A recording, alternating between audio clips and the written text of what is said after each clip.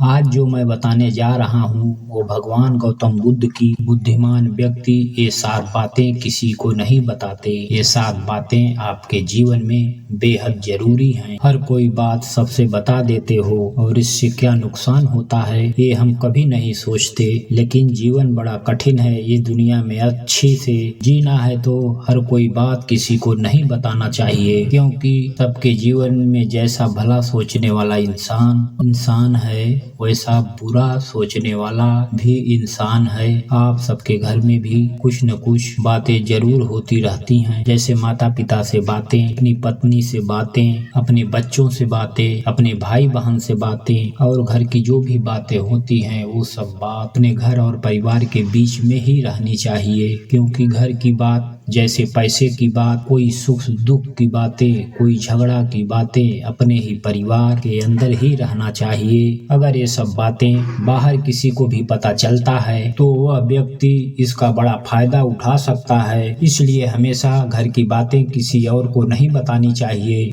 कौन कौन सी बातें जो हमें नहीं बताना चाहिए वो हम गौतम बुद्ध के कहे अनुसार बताने वाला हूँ। तो आओ इसके विषय में चर्चा करते हैं। एक बात जो सभी ने बचपन से सुनते आ रहे हैं कि धीरे बोलो कोई सुन ना ले, ये बात हम सबके कानों में पड़ी होगी और हमारे मुंह से भी निकली होंगी। लेकिन सोचने वाली बात यह है कि ये शब्द कब कब हमारे मुंह से निकलता है और कब कब हमारे कानों में पड़ता है, क्योंकि ऐसे कम ही गुप्त राज होते हैं जो हम दूसरों के कानों में पड़ने नहीं देना चाहते। अक्सर परिवार में अशांति का कारण हम खुद ही होते हैं। हम इस बात को देख पाएं या फिर ना देख पाएं ये अटल सत्य है, क्योंकि जाने अनजाने में ये मूर्खता भी हम खुद ही करते हैं और हर कोई बात दूसरे को बता देते हैं जो हमें कभी भी नहीं बतानी चाहिए, और वही जाने अनजाने हमने किसी दूसरे के सामने बता देते हैं वही हमारे दुख के कारण बनते हैं, वही हमारे झगड़े का भी कारण बनता है। और फिर बाद में हमें पछतावा होता है कि मुझे ये बात किसी को बताना नहीं चाहिए था, मेरी गलती की वजह से मैंने जाने अनजाने में ये बात सभी को बता दिया। इसलिए आज जो भगवान बुद्ध की कहानी मैं बताने जा रहा हूँ उसे सुनने के बाद आपको 7 ऐसी बातें पता चलेगी जो आपको कभी किसी भी को नहीं बताना है। क्यों नहीं बताना है इसके पीछे का तर्क भी आपको पता चल जाएगा। तो चलिए शुरू करते हैं आज की कहानी कि बुद्धिमान व्यक्ति ये 7 बातें किसी और को नहीं बताते। एक समय की बात है, एक गांव में गोपाल नाम का एक लड़का रहता था। वह लड़का बहुत गरीब परिवार से था। कुछ नहीं था उसके पास, 2 वक्त की दाल रोटी भी उसे बड़ी मुश्किल से मिलता था। वह लड़का किसी काम की तलाश में दिन रात खोज किया करता था। खोज करने के बाद में भी उसे कोई काम नहीं मिल रहा था। फिर वह लड़का गोपाल अपनी पत्नी के सामने सारी मुसीबत और सारी समस्या बता देता है। उसने अपनी पत्नी से कहा कि मैं जिस भी जगह काम मांगने जाता हूँ तो हर कोई मुझे यह कहकर काम नहीं देता कि हमारे यहाँ कोई काम ही नहीं है। मैं बहुत काम ढूंढा फिर भी मुझे कोई काम नहीं मिला। मैं काम की तलाश करते करते थक चुका हूँ। मुझे समझ में नहीं आ रहा है कि मैं तुम लोगों का देखभाल करूँ, ये परिवार कैसे चलेगा, अपने बच्चों को कैसे बड़ा करूँगा, और ये चिंता मुझे दिन रात खाए जा रही है। यह सुनकर उसकी पत्नी ने कहा, तुम एक व्यक्ति के पास सिर्फ एक दिन एक ही बार काम मांगने जाते हो और वो अगर काम नहीं देता तो फिर दोबारा उसके पास जाते ही नहीं हो। अगर उनसे काम लेना है तो तुम्हें हमदर्दी जतानी होगी, उनसे हमदर्दी हासिल करनी होगी, उनको अपनी गरीबी दिखानी होगी ताकि वो लोग तुम्हारी मजबूरी देखकर तुम्हें काम पर रख लें। इसलिए शर्म मत करो, उन्हें अपनी मजबूरी बताओ, उन्हें अपने गरीबी के विषय में बताओ, इसी वजह से तुम काम पा सकते हो। उसकी पत्नी की बात गोपाल के दिमाग में बैठ गई। अगले दिन उसने काम मांगने के लिए उसी आदमी के पास पहुंचा जहां वह पिछले दिन काम मांगने के लिए गया हुआ था। लेकिन इस बार उसने हाथ जोड़कर उस आदमी से विनती की, उससे प्रार्थना की कि मैं बहुत गरीब हूँ और मेरा परिवार भूखा है, मेरे 2 बच्चे हैं, मुझे काम की बहुत आवश्यकता है। वो जो कुछ भी पैसा देंगे वो उससे ही खुश हो जाएगा,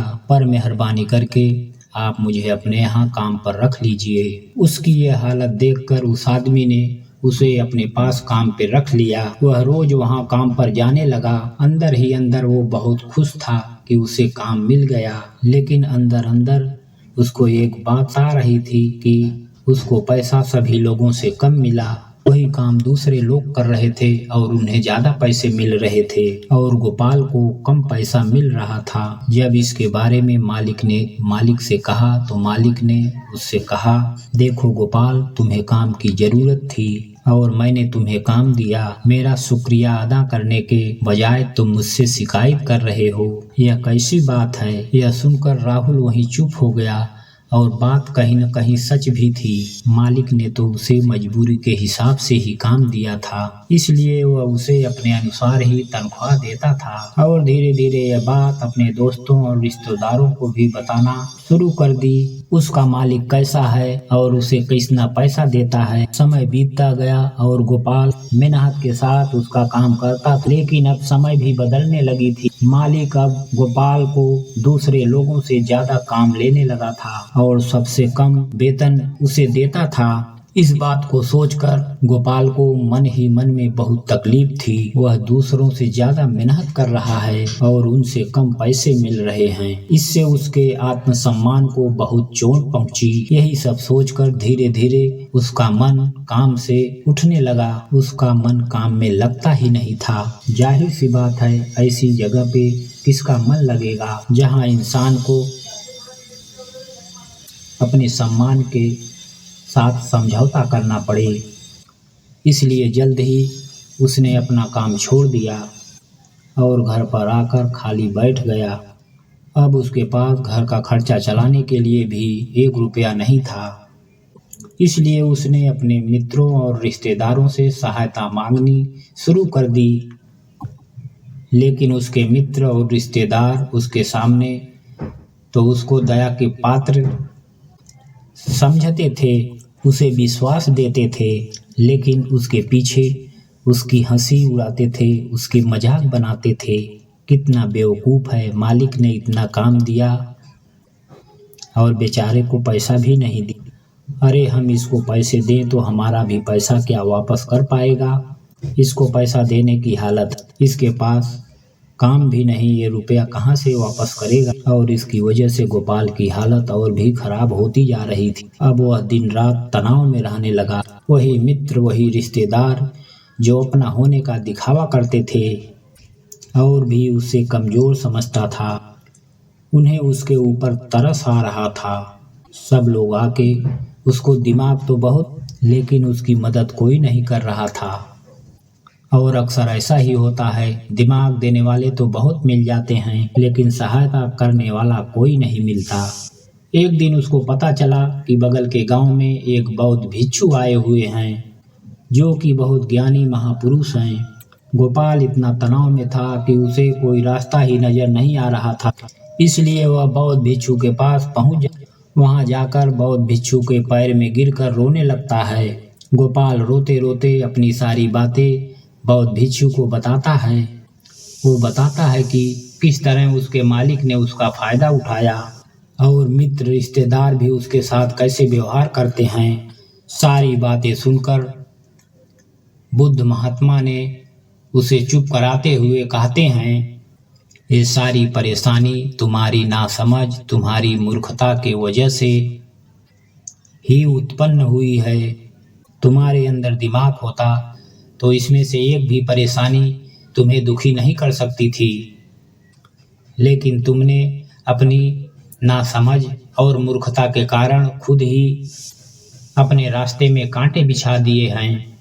आज मैं तुम्हें 7 बातें बता रहा हूँ जो भूल कर भी किसी को मत बताना, और इन बातों का अनुसरण करते हुए तुम बाहर से मिलने वाले दुखों को तो दूर कर सकते हो, जो बेवजह दुनिया की वजह से तुम्हारे अंदर पनप रहा है। पहली बात जो किसी को नहीं बताना चाहिए वो है, अपनी मजबूरी का दिखावा करके दूसरों की सहायता लेने की गलती कभी मत करना। हो सकता है कि आज वो तुम्हारी मजबूरी देखकर मदद कर दे, लेकिन कल वो तुम्हारी फायदा उठाने से भी, कल और तुम्हारा मजाक बनाने में भी वह व्यक्ति दोबारा नहीं सोचेगा। इसलिए कभी भी अपनी मजबूरी का दिखावा न करें। अगर घर में 2 रोटी है तो वही खा के सो जाओ, लेकिन दूसरों को इसके विषय में जानकारी नहीं लगनी चाहिए। आपको सोचो, मजबूरी बनने का किया हुआ एक आदमी या तो वो दूसरों से सहानुभूति करना चाहता है या तो उनसे कोई आर्थिक सहायता चाहता है, लेकिन दोनों समय ही आप देखो तो दूसरा आपका फायदा उठाने से दोबारा नहीं सोचेगा। अगर वह फायदा नहीं भी उठाएगा तो अपनी नज़र में आपको बेवकूफ़ ही समझेगा, मूर्ख ही समझेगा और दूसरों के सामने आपको हंसी का पात्र तो जरूर बनाएगा। इसलिए अपनी मजबूरी के बारे में किसी को मत बताना। दूसरी बात जो किसी को नहीं बताना चाहिए वो है अपनी अतीत की गलतियाँ और भविष्य की रणनीतियाँ। जरा सोचो कि अगर हमने अपनी बीती हुई गलतियाँ किसी दूसरे को बताते हैं तो उसका किया हुआ प्रभाव, वो गलतियाँ ठीक तो नहीं की जा सकती हैं, तो क्या उन्हें बताने के लिए ज़रूरी है? क्योंकि आप अपनी सब बात दुनिया के सामने खुद ही बता रहे हो, खुद अपनी कमियां दूसरों के सामने उजागर कर रहे हो। इससे एक व्यक्ति के दिल में एक चरित्र गठित हो जाएगा, वह भविष्य में आपको हमेशा उसी नज़र से देखेगा। इसलिए किसी भी इंसान के सामने अपना चरित्र गठित मत होने दो। आप जरा सोचो, आप अपने व्यर्थ में ही भविष्य की बातें दूसरों को बता रहे हो। जो लोग आपके काम का हिस्सा ही नहीं है उनके सामने की बात, भविष्य की बारे के बातें में उसको ढिढोरा पीटने की क्या ज़रूरत है। तीसरी बात जो किसी को नहीं बताना चाहिए वो है घर की बातें। जो भी हमारे घर के अंदर आपस में बातचीत होती है, हमारे माँ बाप के साथ, हमारे पत्नी के साथ, हमारे बच्चों के साथ, हमारे भाई बहन की बात, वह बातें परिवार तक ही सीमित रहनी चाहिए। अगर यह बात दुनिया के सामने ढिढोरा पीटते हो तो दूसरों को आपके घर में घुसने का एक मौका मिल जाता है और वो इसका फायदा उठाने से पीछे नहीं हटेंगे। वह आपके परिवार के सदस्य को आपसे दूर करने की कोशिश करेगा।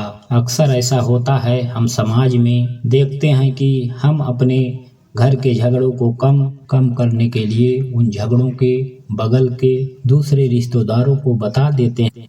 इससे क्या आपको मदद मिलती है? इससे आपको मदद कभी भी नहीं मिलेगी, बल्कि आपके घर की लड़ाई झगड़ा और भी ज़्यादा बढ़ गया होगा। और वह जाहिर है, अगर आप अपने माँ बाप की बात दूसरों से बताएंगी तो माँ बाप को बुरा लगेगा कि हमारा बेटा हमसे बताए बिना दूसरों को यह बात बता रहा है। इसलिए अपने घर की बातें और अपने घर की लड़ाई झगड़ा किसी के सामने मत बताना। चौथी बात जो किसी को भी नहीं बतानी चाहिए वो है यह अपनी आमदनी।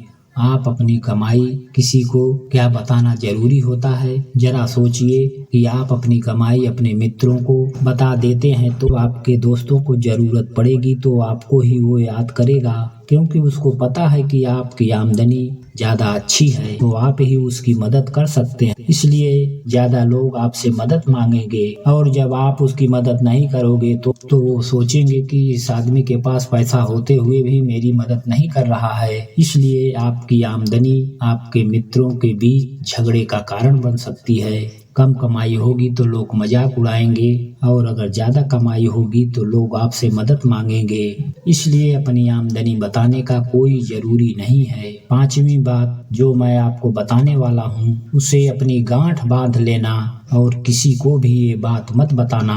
वो है अपनी कमजोरी और अपनी ताकत। अक्सर इंसान को पता नहीं होता कि उसकी कमजोरी और उसकी ताकत क्या है। आपको अपनी ताकत और कमजोरी पता है तो पहली बात आप बहुत ही समझदार व्यक्ति हैं और दूसरी बात ये बातें आपको किसी को बतानी नहीं है, क्योंकि आपकी कमजोरी अगर दूसरों को पता चल गई तो वह आपकी कमजोरी का फायदा जरूर उठाएंगे और अगर आपकी ताकत उन्हें पता चल गई तो वही ताकत आपकी कमजोरी बन जाएगी, क्योंकि वह ताकत दूसरे व्यक्ति को पता है और उस ताकत की कमजोरी को भी ढूंढ लेगा। अपनी कमजोरी या अपनी ताकत अपनी पत्नी या किसी भी मित्र को भी नहीं बताना चाहिए। अगर अपनी कमजोरी किसी को बताते हो तो हमेशा आपको दब के ही रहना पड़ेगा। और महात्मा बुद्ध बताते हैं कि 6वीं बात भी किसी को नहीं बतानी चाहिए। अपने दोस्त और अपने शत्रु, आप अगर अपने दोस्तों के बारे में दूसरे लोग को बताएंगे तो आपके मित्र के साथ अपना घनिष्ठ बनकर आपको धोखा दिलवा सकते हैं और आपकी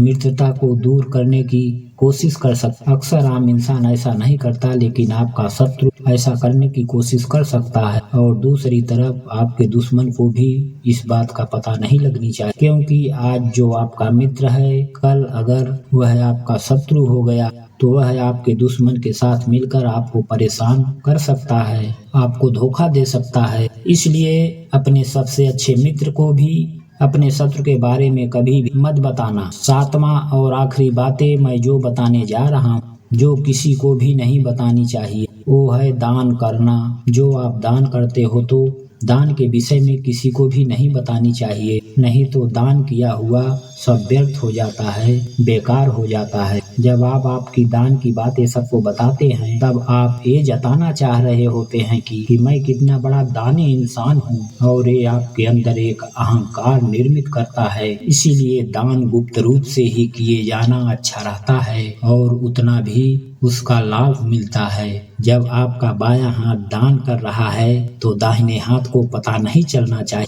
ये 7 बातें जो बौद्ध भिक्षु ने गोपाल को बताई, इनमें दुनिया के सभी सिद्धांत छुपे हुए हैं। इन बातों का अनुसरण करते हुए आप अपने घर में सुख शांति बना सकते हैं और घर की झगड़े हमेशा के लिए दूर कर सकते हैं। आप इस बातों के बारे में अपने दिमाग से भी सोचेंगे तो आपको ये बातें सच मालूम पड़ेगी। हर कोई बात किसी को नहीं बतानी चाहिए। आज की कहानी बुद्धिमान व्यक्ति, ये 7 रहस्य किसी को नहीं बताते। जानकारी देने का उद्देश्य है कि आपका दिमाग खुद भी जागृत हो। तो दोस्तों, आज के लिए बस इतना ही। मिलते हैं अगले वीडियो में। आप सभी लोग हमारे चैनल को लाइक और सब्सक्राइब जरूर कर लें। आप लोगों का सपोर्ट ही हमारे मनोबल को बढ़ाता है। धन्यवाद। जय हिंद। वंदे मातरम।